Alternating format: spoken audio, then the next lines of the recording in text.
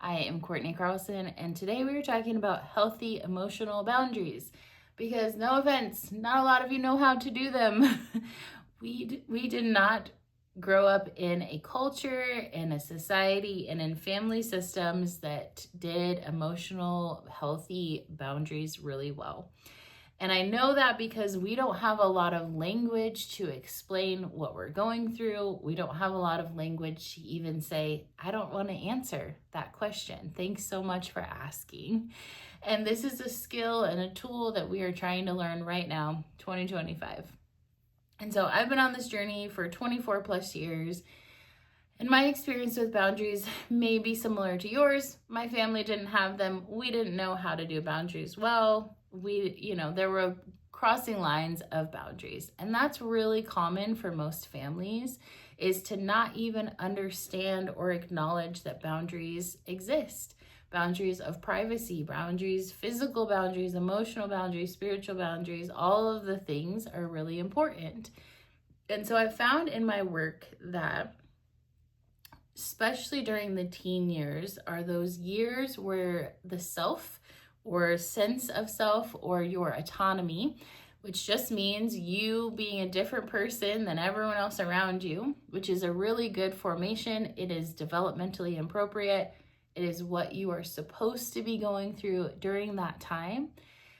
That's the biggest time in your life where you need the most healthy boundaries around you. You need people around you that have this healthy sense of their own self so that they have a healthy sense of boundaries, and you are allowed to develop those as well. And now, so many of us, like I said, didn't have that, and that's okay. So what I've learned years later is we can still go on the journey of creating those healthy emotional boundaries for ourselves, rebuilding that sense of self, which I'll talk about in the next video, especially after trauma and abuse and negative interactions with family. But for now, let's just kind of stay focused with those boundaries.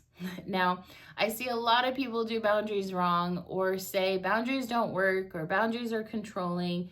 And if you're doing boundaries incorrect, that's how they are. Boundaries, a lot of people say, are like, you should not do this, or they're very outside focused. And you're telling the other person what they can and can't do. That's not a boundary. That's not a boundary at all.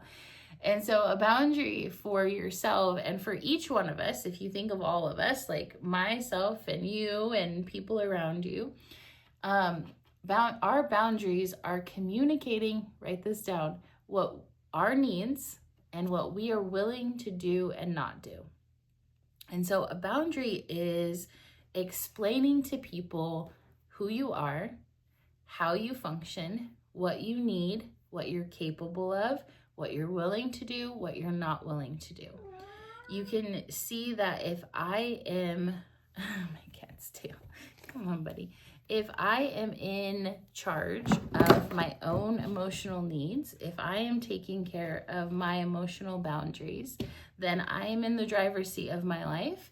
And it's not about controlling the other person. It never is. It is about determining where you are going to stay in that environment and when you're going to leave. And so now this may look like in a conversation that gets disrespectful. If you have a boundary or even a value of, I am only going to be in places where I'm respected. That's a really good, healthy boundary. That's a really good, healthy value of respect, of being heard or feeling safe or feeling taken care of. If you are deciding these values and emotional needs in your own life, the boundary looks like, I'm going to be a part of this conversation when it's safe for me, when it's respectful to me. I'm going to be in this situation. I like to think of practicals, like I'm going to be at this party if it feels safe for me or when it feels safe for me. Again, that doesn't mean everyone around you has to make you feel safe.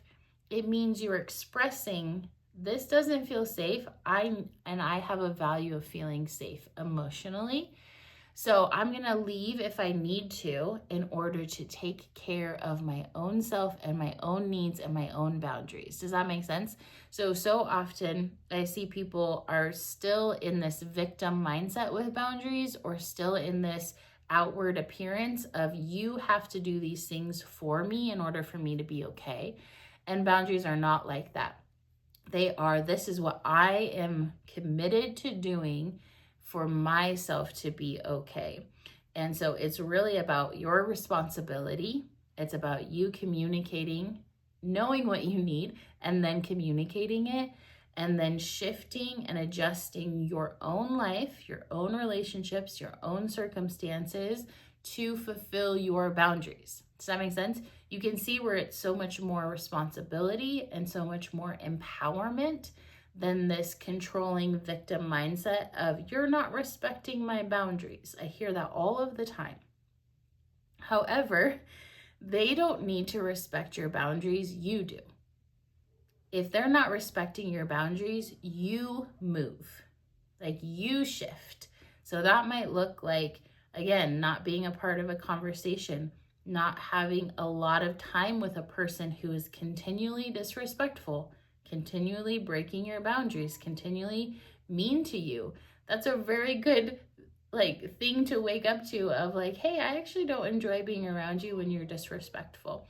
Now I'll talk about some of the communication and what it looks like as you're navigating some of this, but you have permission to value how you want to be treated and to set the tone for how you want to be treated, and then to adjust your life based on your boundaries. Does that make sense?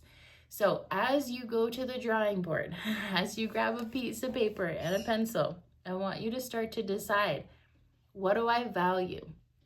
How do I want to be treated?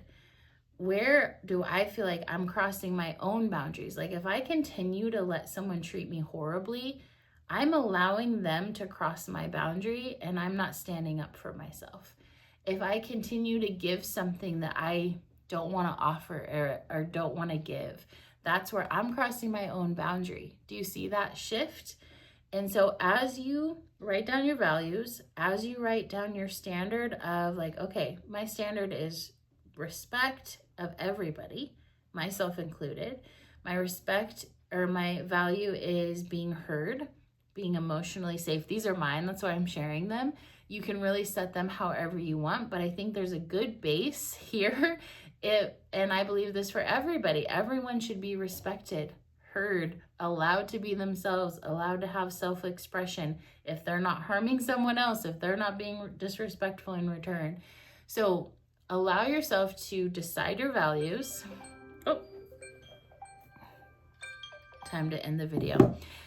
And in that, decide where you need to adjust yourself, where you need to have those boundaries are kind of like a hula hoop around you. And this is what you're maintaining. And so if someone is encroaching on your boundary, you're going to move so the hula hoop is intact. You're not going to push them so that your hula hoop's intact. Okay. So again, empowerment, responsibility. This is my job to keep my boundary like this and set and acceptable to my standards and what I need in my life. And then consider shifting and adjusting your life currently for enforcing some of those boundaries without control, without pointing at the other person, but communicating, hey, I can be a part of this if it's kind, if it's respectful, or I can't offer this thing anymore and I need you to understand that. Okay. Just like always, don't forget to take it to the Lord and have a blessed day.